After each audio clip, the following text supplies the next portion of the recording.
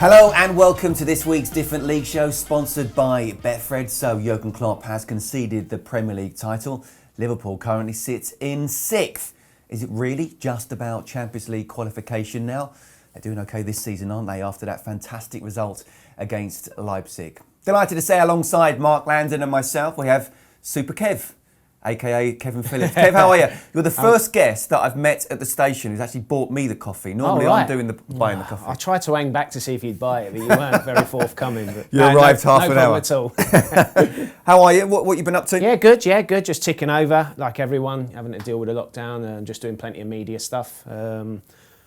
Watching non-stop football. It's great, isn't it? It's wall to wall, isn't it? At least 2 games nearly every day, hasn't it? So yeah, just watching football and keeping busy with the media work. Great to see you here this week. Let's talk about this week's big talking points. And of course, the big one is Liverpool and the fact that Jurgen Klopp has conceded the title. They are 6th at the moment. Look, it's 5 defeats in 8. It's 7 points from a possible 24. What's happened in your opinion? Well, I think without stating the obvious, which every pundit does and every supporter, I think, of course, they've been hit hard this year with injuries. There's no getting around it. When you lose the defenders that they have done, it's going to hurt any top team. In Van Dijk, of course, for me, he's the best defender in the world when he's in fully fit. Obviously, Gomez missing, Trent Alexander at some point, and Robertson. So people have had to fill in, and it's not ideal, is it, having 2 centre midfield players playing as centre half who are not naturally defenders.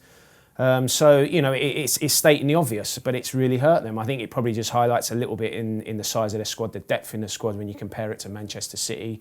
They've had similar problems, but they've been able to cope with it, and you've seen what they've been able to do. I think also in terms of offensive, the 3 lads up top, although Salah, he's firing, he's still scoring goals. I think the other 2 haven't probably been as effective this year. Certainly Firmino hasn't performed like he did last season. So for me, there's a combination of things. But enough to say that the drop, because the drop has been massive. Yeah. Well, it just highlights for me how important the defenders are. You can't win a title without having a strong defence. For me, the spine of the team, wins you also plenty of football matches. But when you are decimated like that, even the keeper, he's the best keeper in the world, but even he's made mistakes. It's just one of those seasons. Maybe it's just the time we're living in at the moment. Unfortunately, it's hit Liverpool really hard. They'll come back. I'm sure next season they'll be challenging for the title when Gomez is back, Van Dijk is back, maybe 1 or 2 additions in the summer. It's doom and gloom at the moment for them. But yeah, you're right. It is probably about securing Champions League spot now and make sure that's in their bag for next season. And that seems incredible to hear, doesn't it? Liverpool just aiming for top 4 now. Yeah, but I think if you lose your 3 centre-backs with Matip as well, and then you're left with either playing really inexperienced players in that position or 2 central midfielders, that then weakens your midfield. And then they've had even other problems, like Jota came in and was scoring a lot of goals, and when they were flying, and he would have been able to have rotated maybe that front 3 more, but then the next drop off to him is Origi, probably doesn't suit what they're trying to do. So I don't think it's necessarily they're bad champions. I know Roy Keane said bad champions on TV the other week. He didn't enjoy saying that at all, did he? He did. And I don't think it was bad planning. I think it's bad luck. I think there's just been too many injuries, and I know some have looked at the owners and said that maybe they should have really gone for it as champions, sort of the Manchester United way of strengthening when you're on top. But, we're living in a pandemic, and they haven't got the money of Manchester City, so they have to do things differently. And that means not maybe wasting, in inverted commas, the money in January if they really want somebody better that they think they can get in the summer. Someone I want to talk and get your opinion on as well is Thiago. Now, I've got my own opinion. I think he's absolutely incredible, but some are saying he's made them weaker. How do you see it? I sit in both camps at the moment. I think he will come good.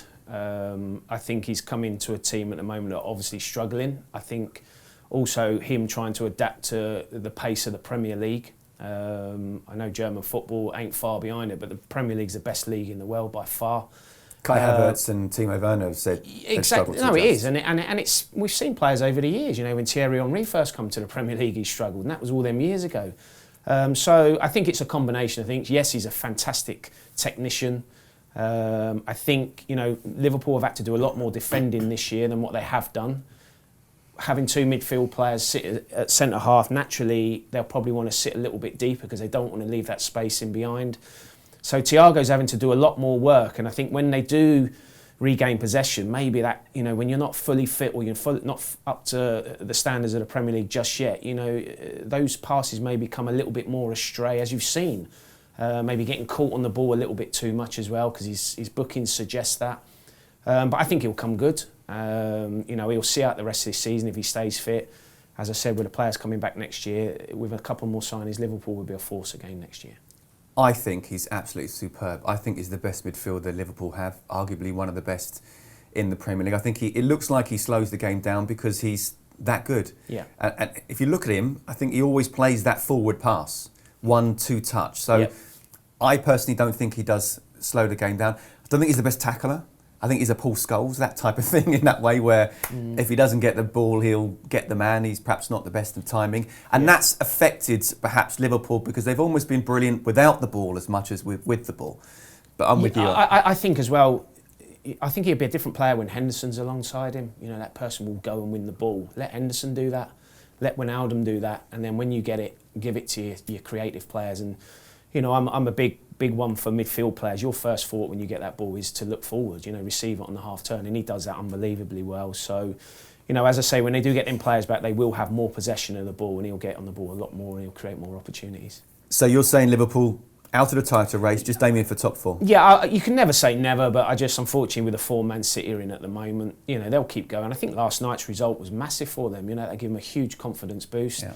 Be interesting to see now how they get on at the weekend against Everton. If they were to win that, then you just never know, do you? I think Man City are without Gundogan tonight, so he's a big loss for them. But De Bruyne's coming back, so Aguero's coming back as well. But yeah, I think as in terms of the title, I think they're probably out of it. Let's predict the top four now, then, shall we? I mean, who would be your top four? We know in it's order, a crazy season. In order. Right, well, Man City in first spot. I still think Liverpool finish second. I'll go Manchester United third and Chelsea fourth. So Leicester to miss out. I'm going the same with you in terms of the same teams from last season, different order. But yeah, City, I still think Liverpool will finish second. I actually think Chelsea will finish third. Right. And United fourth. So we're both saying Leicester out. It's hard because that's one of my ex-teams. And on their day, they can beat anyone. Yeah. It's so tough. Yeah, of course, Man City to win it. I wouldn't disagree. I think Liverpool will come good. I think last night will do them the world of good. So I could see them finishing second. I'm going to go Man United third. Unfortunately, Scott, I'm going to go Leicester fourth. Chelsea just missing out.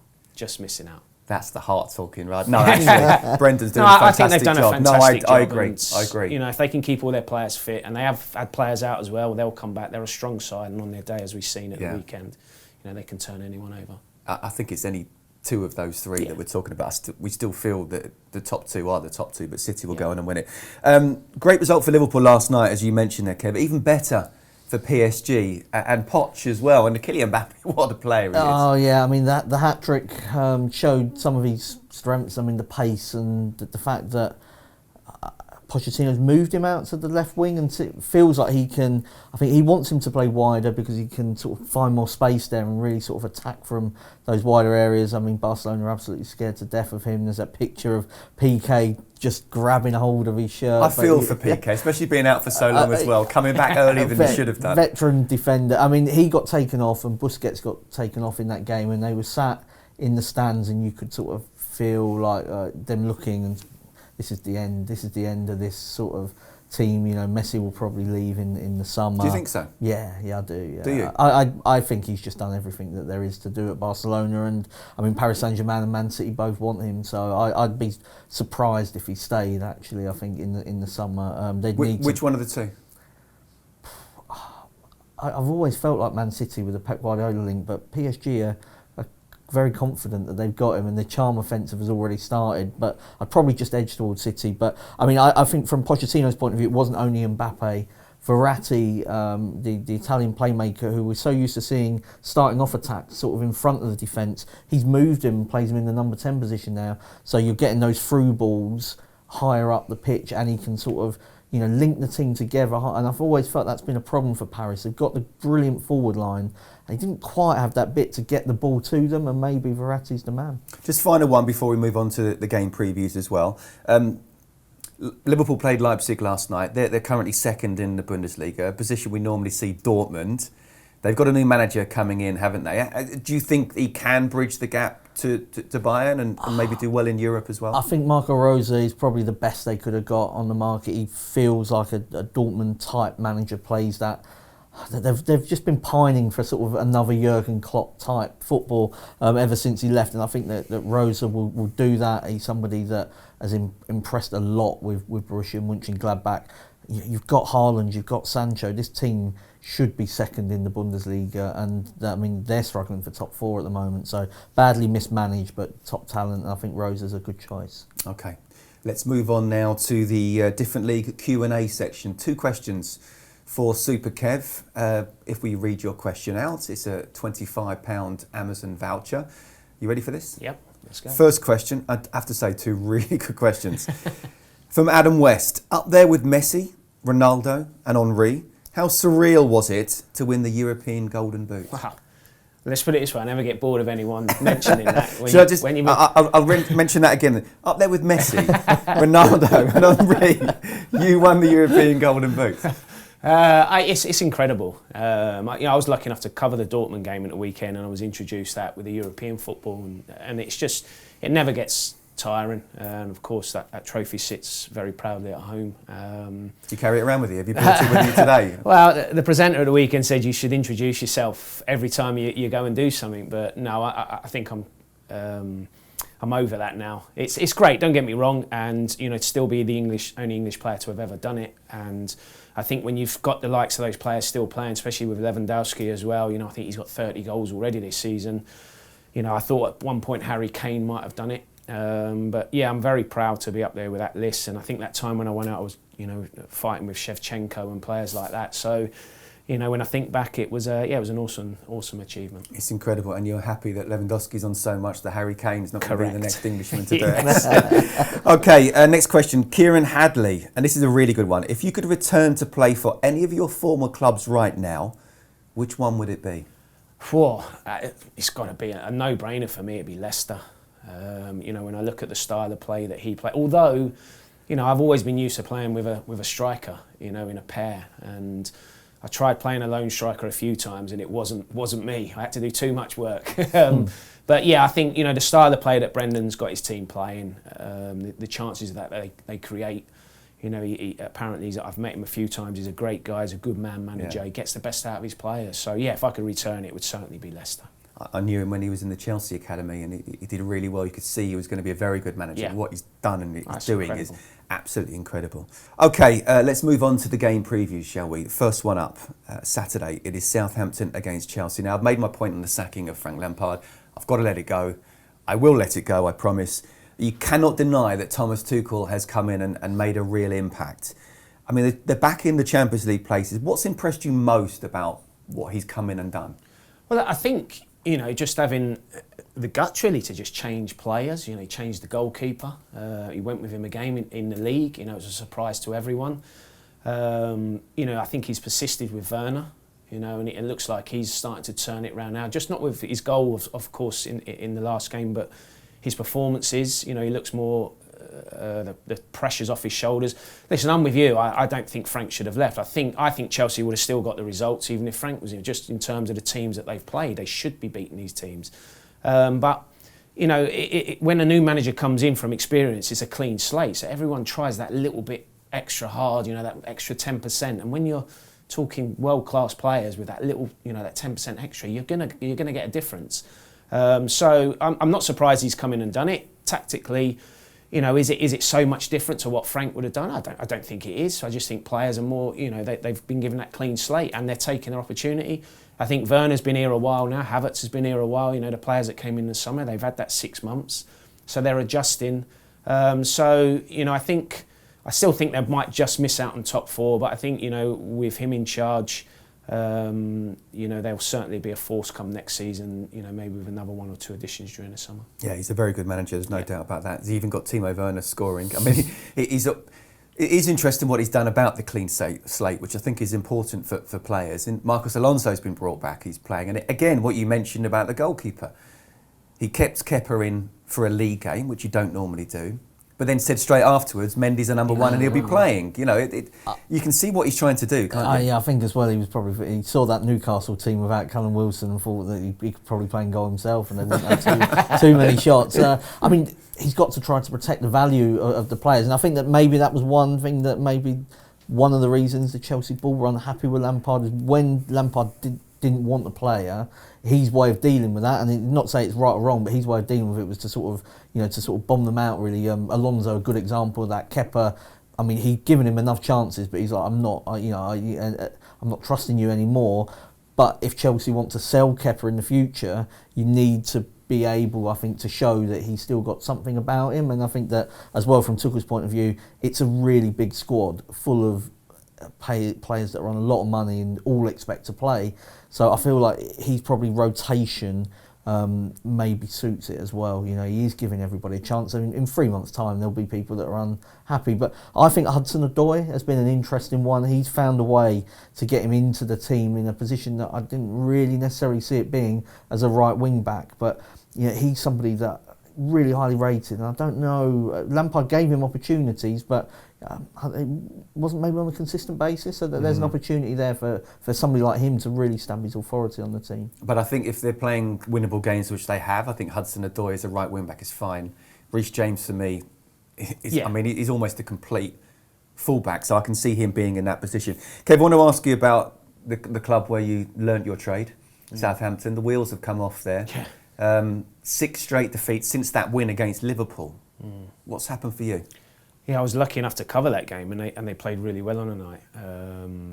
It's just defensive mistakes, too easy to play against. It surprised me because when I watched them against Liverpool, I thought they turned the corner, and you seen what it meant to the manager after that game. He was on his knees, kissing the ground. It was like, this is the turning point. And then since then, it's hard to put a finger on it because they're pretty much the same team. Danny Ings is still scoring some goals. You take him out the side. He kept them up last season. I would really worry about Southampton if he was to come out the side. Defensive mistakes. I think Vestergaard, being out for a period has been an issue for them. It's just, it happens, and sometimes you can't put your finger on it, can you? I think they don't create as many opportunities as they have done. So it's a concern for them, and you would have to say, as much as you would feel that his job is safe, 6 defeats on the bounce, all of a sudden there's questions being asked, from all quarters. So they need a result at the weekend for not just for the manager, but for the players moving forward from now to the end of the season. Okay, Betfred selection, are they going to get a result? Fortunately not, I can't see it. I think Chelsea will go there, they'll win the game. I think there'll be over 2.5 goals for me. I think Chelsea, I'm not going to say they'll be comfortable because Southampton, it's always a tough match. Of course, the 9-0 wasn't. We saw the other week. But I think it'll be a tough match. I think Chelsea will win the football match. I think Werner's in form. The players are full of confidence. So I'm going for a Chelsea win. Okay, Mark? Yeah, I think the squad difference in terms of the depth is what you look at when we get to this stage of the season. Southampton look a little bit exhausted to me, so Chelsea can rotate as much as they want. Yeah, away win. Yeah. Full house here. Chelsea playing with confidence. Southampton aren't. Injuries too. Chelsea win 2-0 is my prediction. Okay, game preview 2. It is the Merseyside derby, Liverpool against Everton. It was a great win for Liverpool last night against Leipzig. How much do you feel that that's changed their mindset coming into this game? Well, I think it naturally it will. We both know as players, when you've had a tough time and then you go away and you win a football match in the Champions League against a tough team, naturally, it breeds confidence. So I see that could possibly be a turning point, although, when I give my prediction, you might be a little bit surprised. But I think, Liverpool, for me, it's a huge game at the weekend, how their season pans out. Now, if they go and win, against Everton, then all of a sudden you could see Liverpool going on an unbeaten run and really challenge. Whether they challenge Man City or not is another thing, but certainly by securing that second spot that we all said that we think they'll finish there. So yeah, they'll have to be confident going into the weekend. Everton, of course, are coming off the back of obviously they play tonight, but losing at the weekend to Fulham, no one saw that coming. I certainly didn't. Calvert-Lewin's out injured. Will he be back? He's a big loss for them. But I think when you've seen Everton have a bad result, they always respond. And I think in the manager, he demands that. So I definitely see a response from Everton against Liverpool. We talked about them being sixth in the league, and that in terms of their league form, they're not in a good place right now. Do you feel that Everton is the perfect game for them, or do you feel that actually there's more pressure coming on this one as well? I mean, it's usually the perfect game for Everton. They've got a terrible record in this game. I feel like Liverpool, maybe more than Man City, have felt the effect of no fans. Anfield, I would say, is a sort of more intimidating place to play than the Etihad, sort of just in terms of, if you're the visiting team. So maybe, and Everton have sort of struggled with that as well, and sometimes they've lost their heads as well as the game when they've gone to Anfield. So I think it'll be easier from that respect. I actually thought Liverpool played okay against Leicester for sort of 75 minutes, and it wasn't until Leicester equalised that the wheels sort of well and truly came off. Until that point, I felt like they'd controlled a really good team and actually defended okay, and then that they lost the plot in the last 10 minutes. Well, you mentioned Everton play City tonight. You also mentioned Dominic Calvert-Lewin didn't play against Fulham. How much do you feel that they're not a one-man team in any stretch of the imagination, but being a striker yourself, talk to us about his ability and how important he is to the side. I think it's hugely important. I think they've shown that this season. Even the managers come out, they lose that certain dimension when he's playing. It's been an area that they haven't been blessed with. The strikers over the last couple of seasons. All of a sudden, Dominic stepped up to the plate and he's performed. So, he's that natural striker. He can come short, he can run in behind, he gives them different options, and what he does do when the ball goes wide, he gets himself in the box. And how many times do we see strikers now that want to come out in the wide areas and play? He's not. He's just like a natural centre forward. He's good in the air. Do you like playing alongside him?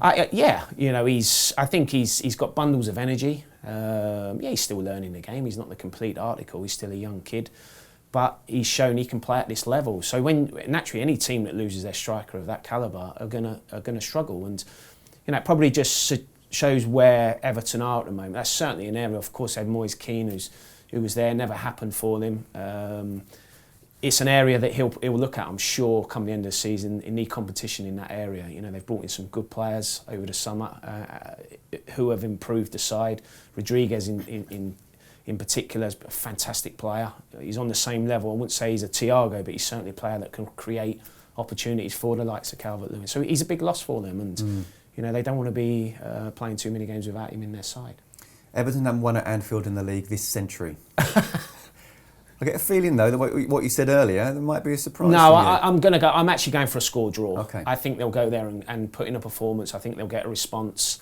And I think they'll get a draw. Although I've said Liverpool should be full of confidence, but I think Everton will probably look past that and think teams have gone there this season and they've got a result. It's not the daunting place that it used to be. Of course, there's no crowd there. 3 straight defeats. Yeah, but it's at the end of it. Yeah, of course. So you've got to play on that. There is a fragility about Liverpool. If you start well and maybe you go 1-0 up, can they come back? I actually see Everton getting a score draw. I'm going for. Okay. What's your Betfred I'm going to go selection? for Liverpool to win and over 2.5 goals in the game. That sort of gives you the, I suppose, comfort blanket of, Everton probably will score, I think, in this game, given that Liverpool defence. But defensively, Everton have conceded quite a lot of goals in recent times. So, yeah, Liverpool to win a high-scoring game.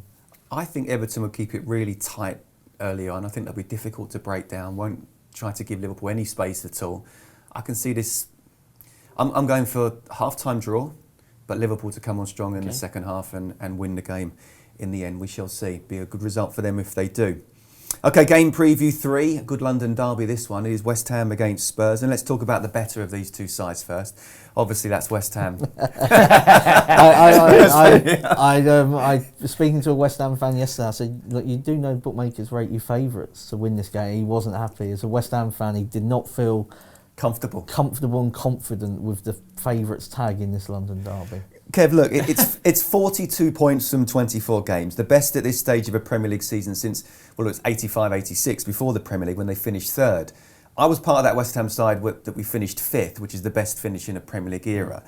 We only qualified for the Intertoto. My goodness, you remember that one? Do you feel they can match that or even better it? Look at where they are right now. They're only outside the championship spot on goal difference. I'd be very surprised. I think David Moyes has done a fantastic job there. Thomas Souček, what a signing he's been. Jesse Lingard as well, to be able to capture him just gives you that extra dimension. My only slight concern is, have they got enough goals in? I know Souček has scored a lot, but that central striker role, is someone, Antonio, when he doesn't play, is there someone going to step in and score enough goals for them to stay where they are? They're coping with it at the moment because players are chipping in from different areas for goals, but there'll come a period where that won't happen.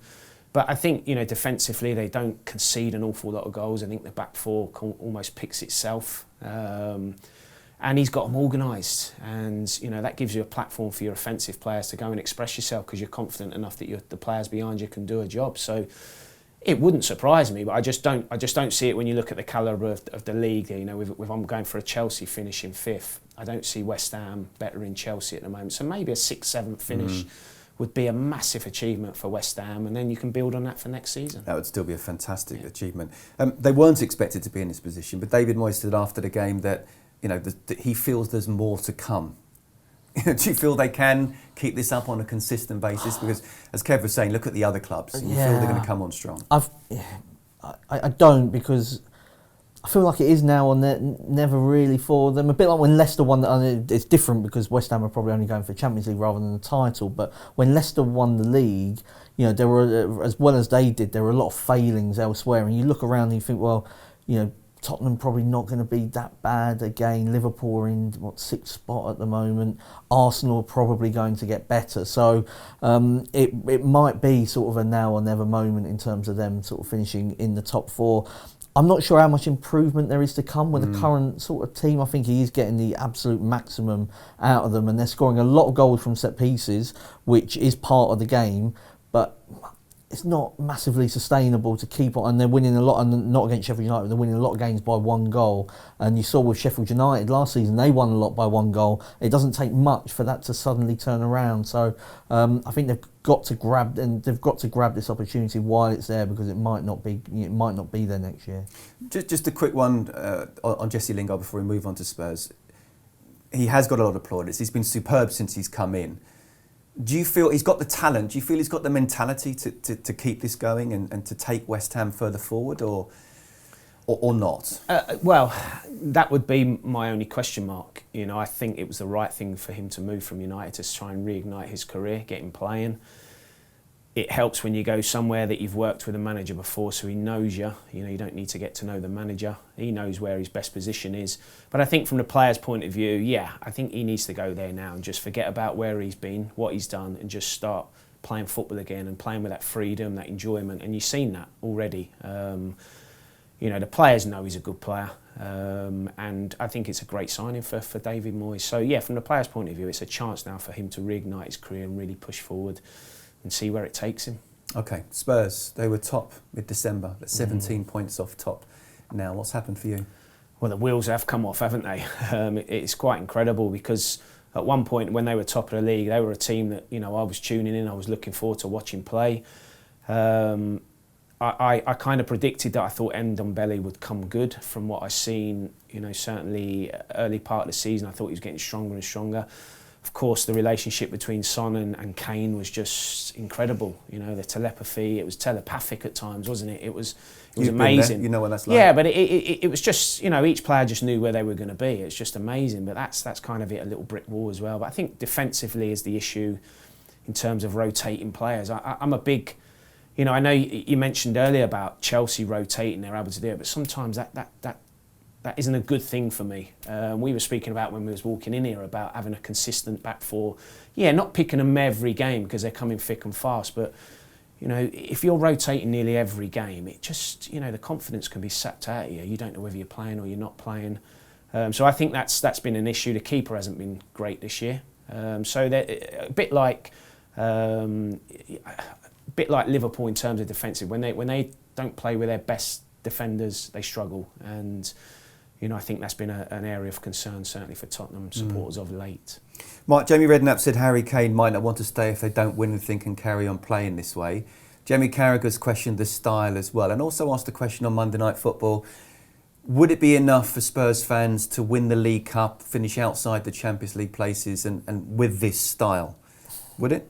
I'm not sure. I don't necessarily feel like the style has been the issue in recent weeks. If anything, they've actually been too open. And you know, against Man City, played Ndombele in central midfield. You know, they tried to press high. It wasn't like that part of the bus mentality at sort of you saw against Chelsea.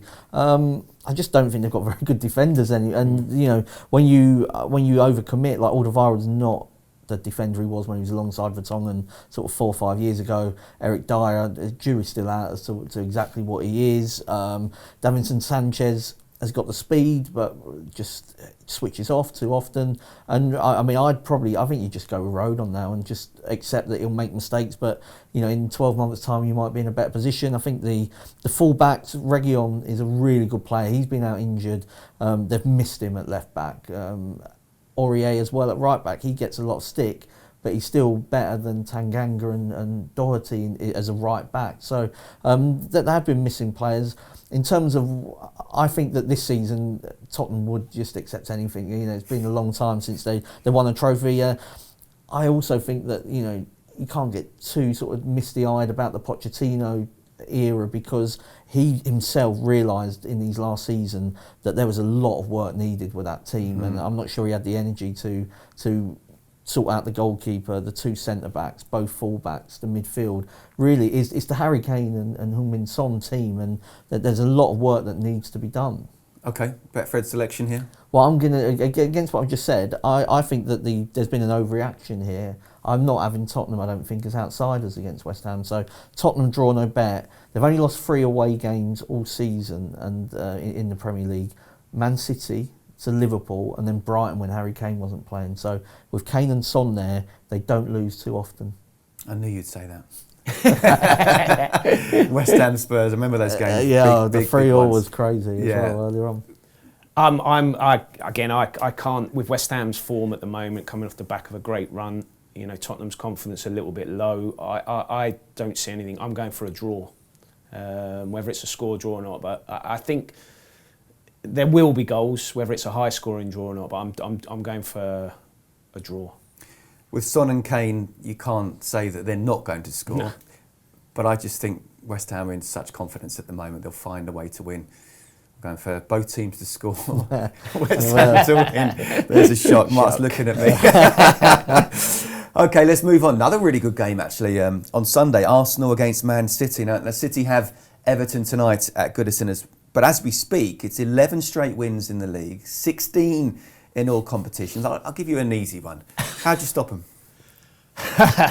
Well, Gundogan's not playing, is he? Tonight, so they're hoping that he's injured for the weekend.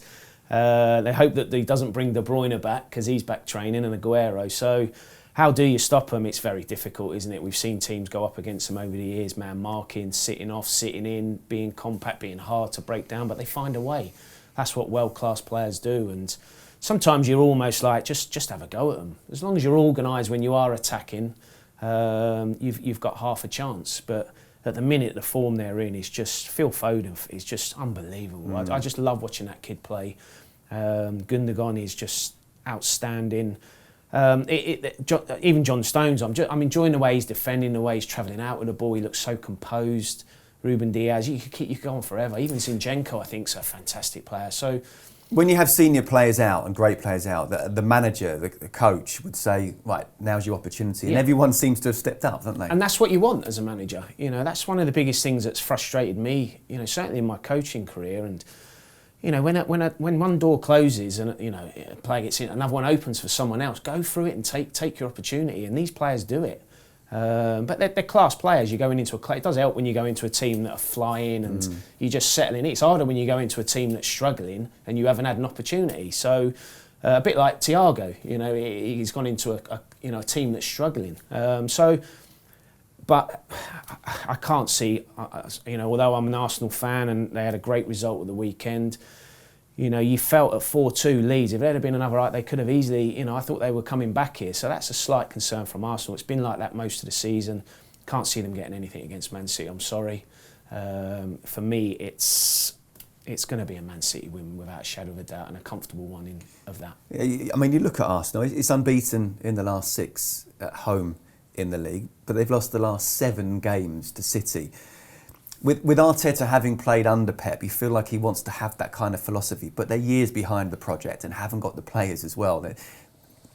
If he just plays the sort of same way, there's only going to be one winner here, isn't there? You would have thought so. I mean, I suppose if you were looking for hope, you'd say, well, Aubameyang looks like he's coming back, and if you can defend well, somebody of his pace might be able to sort of just ball over the top. You don't necessarily have to do it sort of in a pretty way. There will be space in behind, but you've got to defend so well against Manchester City and for 90 minutes, because the way they keep moving the ball around and attack from different areas, it's so difficult. And Arsenal, for all that they are making sort of baby steps in the right direction, you just don't feel like they're defensively good enough to keep Manchester City out. But then, I mean, there's not many that are. They scored 4 at Anfield the other week, so it's going to be really difficult. They scored 4 at the Emirates earlier in the season in the Cup as well, didn't they? I mean, good to see Aubameyang back and scoring. He had a tough time both on and off the pitch. I could have asked this question about Timo Werner, to be honest with you.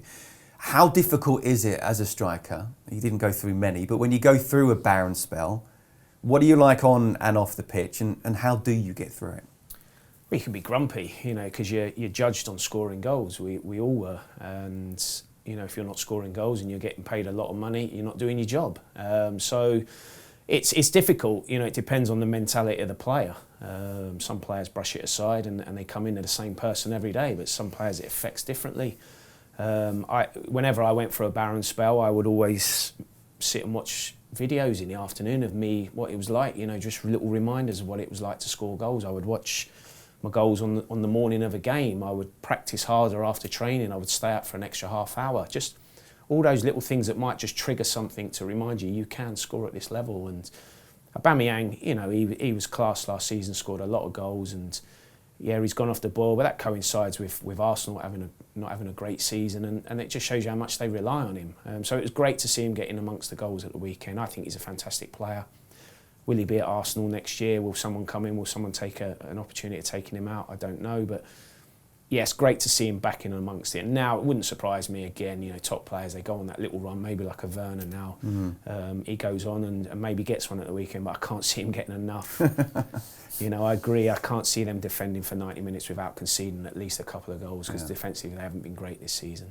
Okay, you've alluded to it more than once, and I think we know which way you're going to go. But what is your prediction? I'm going for a 3-1 away win to Man City. I think Arsenal will nick one, maybe an Aubameyang goal, but I can see Man City getting 3 goals, so I'm going 3-1 away win. Yeah, I totally agree. I've got both teams to score. City to win. They could be scoring 3 or 4 like they did in the Cup early in the season. Who have you gone for? Well, it's also the fact Arsenal are in Europa League on Thursday, and that's their best way back into the Champions League. So you assume they'll take that pretty seriously. So I think they might get caught cold by that.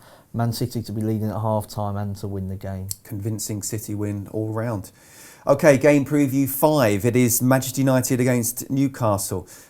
Mark, United are second, but are they true title contenders? They beat Southampton 9-0, concede 3 to Everton, draw at West Brom and lose at home to Sheffield United. No, I don't think that they are true title contenders. And I mean, Ole Gunnar Solskjaer has said it himself, but I think that he's almost talking himself down, isn't he? Because one of the reasons they're not title contenders is because I don't think they've got that absolute elite manager that can kind of get them to where they need to be, maybe a bit strong, but where they want to be, really pushing Man City. They've got Ole Gunnar Solskjaer, Man City, you've got Pep Guardiola. It's difficult for it, I think, for him to bridge that gap. I think he's done quite well, but there are flaws in the team that have been shown up. If you can't beat Sheffield United at home and you can't beat West Brom away, you can't call yourself title contenders, can you? No, I don't think you can. Interested, I want to ask your opinion on Mason Greenwood. He's signed a new long-term contract, just the one league goal this season, but a big talent. Do you feel he's got over his sort of little blip or learnt lessons a lot in the last 12 months? I hope so. How good do you see sort of his potential versus what the reality might be? Well, it's down to the individual. He's clearly got the talent. There has been off-field issues. I hope, he's learnt his mistakes. He's still a young kid, and we hope there isn't too many more of them. Because I think now it's important that he's got his long-term deal at United. He's at one of the biggest clubs in the world. Now it's time to go and show everyone, and what a good player you are, and be consistently good. Because we've seen it in spells. So it'll be interesting now to see how much game time he gets from now to the end of the season. But he's a talent. He's a talent. If you were a coach at United, what would you be saying to him with all the experience of the career you've had as well? And what's his best position? Well, that's some people say he's good down the middle. I think that's the big thing, is trying to find now. Sit down now. You've got him tied down. Now sit and analyse his game in depth and find out what is his best position. Talk to the player. Where do you like to play? He can obviously play across that top three. He can play down the middle. Do I see him as an out-and-out striker? Possibly not. Because a lot of pressure, as you said, playing that with his lone striker. United, playing with his back to play. Is he that good? Although, we saw the goal he scored at West Ham earlier on. You see his back. He's got that half a turn, smashes it in the net. So it's just finding out his best position. He's no doubt got talent, but I think he needs to surround himself with people now off the pitch that are going to enhance his career and help his career, not hinder it. And I think that would be one of the biggest things from the coach's point of view. Yeah, as a Sunderland legend, I'm not going to ask if you're happy to see Newcastle struggling, but if Fulham beat Burnley tonight, they're just 4 points off them. How nervous would you be if you were a Newcastle fan right now, and especially with Callum Wilson being out at the moment? Be very nervous. There's no one who's going to step up and score the goals. That's the biggest thing. He's been outstanding, Callum Wilson. I think he's a great player, strong, aggressive, scores goals. You've got Gal, you've got Joe Linton and Carroll. Just for me, unfortunately, none of them, are in his league. So I'd be very nervous. I have friends who live in the North East, and whatever you think about Brucey, what he's had to deal with in terms of injuries, illnesses, he hasn't got the biggest squad in the world. I think he's coped very, very well. And some of the criticism thrown at his way has been very harsh, but it's reality. It's what it is. It's what the Newcastle fans demand. They demand better than what they're getting at the moment. So they've got some good players up there, though. Almiron, St Maximin. They're good players. But they need to be more consistent. So I'd be concerned. I would be concerned, especially losing Will. Who's going to score the goals to keep him in the league? Concerned after this game as well? What's your Betfred selection? I'll be even more concerned. I don't see anything bar a Manchester United win. I think Fernandes will get another goal, a fantastic goal at the weekend against West Brom. I'm going for a comfortable home win for Manchester United. Mark? Yeah, Manchester United to win 2-0. The absence of Wilson really does harm Newcastle significantly. Yeah, totally agree. I've got United to win both halves. Mm-hmm. OK, let's go to the fantasy football picks this weekend. Each of us pick one player we think will stand out. What have you gone for? Well, I'm hoping he's going to be playing. But, I mentioned him earlier in Gundogan. I just think he's in such rich vein of form at the moment, not just in terms of the way he plays, but just chipping in with the goals. Some of his finishes have been just... If we were talking about, a Thierry Henry or a Shearer, we'd be in awe. But, because it's Gundogan, some of his finishes have been world class. Mm-hmm. The way that he just shows composure in front of goal, doesn't panic. That's like a veteran striker. But I think his influence on the game, everything it goes through him. He's got that licence to go and get on the ball, and with Rodrigo sitting in front of that back four, protecting them, and just let him go and play. So for me, if he does play, and I'm hoping he plays, it wouldn't surprise me if he's man of the match and gets on the score sheet again. But he's a world class player. He's in fantastic form at the moment. Mark, who have you gone for? I'm going for somebody else who's in form, probably not in that world class bracket yet, anyway. But Rafinha at Leeds. Real fun player. Leeds have got a double game week. They've got Southampton in the midweek after the game against Wolves. Two games where you'd fancy Leeds to at least make their mark, even if they don't win them both. And he's just a really fun player that creates chances and scores them. I think he's been a really good addition at Leeds, isn't he? I love watching him play, just like I love watching Leeds play. We just spoke about the game United-Newcastle. I think United could score quite a few in this particular game, especially with Wilson being out, so I think it'll be attack. Yeah. I think it's almost pick a United player going forward. So I've gone for Marcus Rashford. I think he could absolutely fill his boots in this one. Okay, team treble, which is 16-1 this week. Each of us pick a team we think will win and give us a reason why. Who have you gone for? Well, we've already alluded to it. I can't see anything but a Man City win. Although Arsenal coming off the back of a good result against a good Leeds team, I still think defensively they do concede goals, and they conceded 2 against Leeds and could have been more.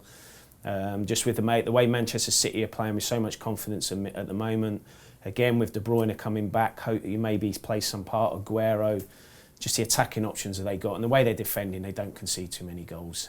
So I don't see anything bar a Manchester City win at the Emirates. Okay. I'm going in the Championship, missed the Championship as well. Mick McCarthy, he's gone in at Cardiff. I mean, they were really struggling under Neil Harris. They did have a lot of injuries at the time when he was sacked. And you do often find that, don't you, that a bad run, the manager gets a sack, and then some of them players then return for the new guy. But McCarthy knows the Championship inside out. Cardiff are absolutely flying at the moment. He's got Harry Wilson playing well off the front too. Kiefer Moore a big threat up front, and Preston, having lost Ben Davies as well to Liverpool, one of their sort of better players, are also not got much of a goal threat. They really struggled for shots in the defeat to Watford in midweek. So they missed the Championship to do the business again. Okay, I'm feeling under pressure now. You two have put up really good cases for your one. Mine's a little bit out there, especially with current form as well. I've gone for Palace to win at Brighton. Now, 4-1 as we stand, I think that's a decent bet. Palace have won 3 of the last 6 games at Brighton. I know a lot of Palace fans, and although fans won't be there, this means so much to them. I'm sure the players will know. Will Sahar, I think it would be a big loss if he doesn't play, but look, at 4-1, I think there's no bigger game for Palace. The Palace players will know that. Brighton are playing well at the moment, don't get me wrong, but I think the bet is good, which is probably why it's taken up to 16-1. We shall see. Kev, that's it. Absolutely flown by, isn't it? Yeah, brilliant. Am I going to buy you a coffee on the way home? You can do, yes. What are you up to this weekend? Anything much, or just watching more football? No, just watching football this weekend. I look forward to that and look at the games that we spoke about and watch them. Looking forward to it. Good, Mark. Great stuff as ever. Thank you. Okay, that's it here at the Different League Show. Remember, if you do gamble, please gamble responsibly. That's on behalf of everybody here at Betfred and the Racing Post as well. Have a great weekend. See you next week.